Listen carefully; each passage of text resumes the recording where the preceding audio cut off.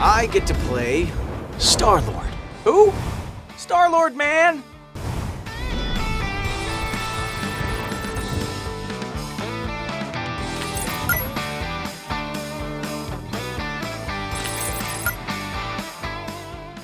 Man, Starlord, my favorite thing about him is the fact that as a superhero, he is more of the voice of the regular person. You know, he doesn't have all these crazy powers, even when he's out there in space. You know, there are some very special elements of him, but he uses blasters and jet boots that don't always work.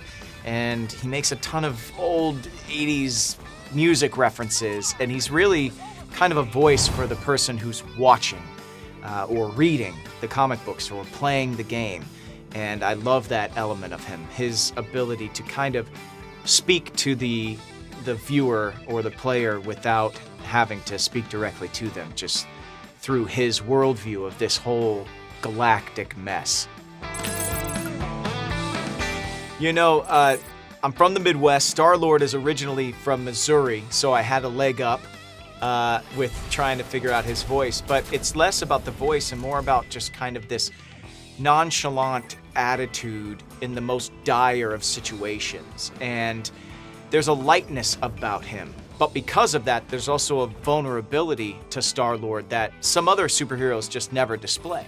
I always talk about how when Starlord gets freaked out, he might even let out a yelp like a "ah!" Like that's a Starlord thing that you would just never see Captain America do or any of those guys. So for me, it's kind of a natural tone. He's from close to where I'm from, but it's more about just having fun in the craziest situations and acting as though you're impervious, even though you know you are not. And that's really his voice in a nutshell.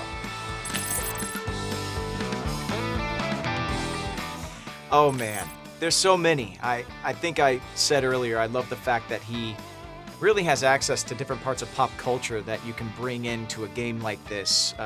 You know, I got to say, to boldly go where this man has never gone before. And it's, you know, it's takes like that Starlord gets to deliver that not every other hero would even have spent time or have the knowledge of where that line comes from. So that was one that I really loved. And then I love Star-Lord's ability to just constantly have a running narrative in his own head, even in the middle of a big speech. You know, worlds colliding, things are ending. That is a total bummer. But what we're gonna do here, and it's just those little lines that Star-Lord says that are just so fun. He has a tendency to make it about him, and in the midst of that, almost have a conversation with himself in the craziest of circumstances. He's so much fun to play. I mean, what blew me away about seeing the art today is the fact that you can play this on your phone. It's insane. It looks so crisp, so clean. The frame rate is crazy. The action is, I mean, there's so much happening constantly, and the fact that I could take that with me is, forget about it, man. I'm excited. The Marvel Multiverse situation, especially after Jonathan Hickman's run on Avengers, is something I've been very interested in. It all closes down into itself, Secret Wars happens, and then it blows back open, and there's just all of these universes and different variations of our favorite Marvel characters to explore. And you see into the Spider-Verse, and you understand that there's this many Spider-Men everywhere. How many Star-Lords do we have? How many Rockets do we have? How many Groots do we have? And the ability to explore all of that and see all of that through the lens of a game like this is, I think, what really has me most excited.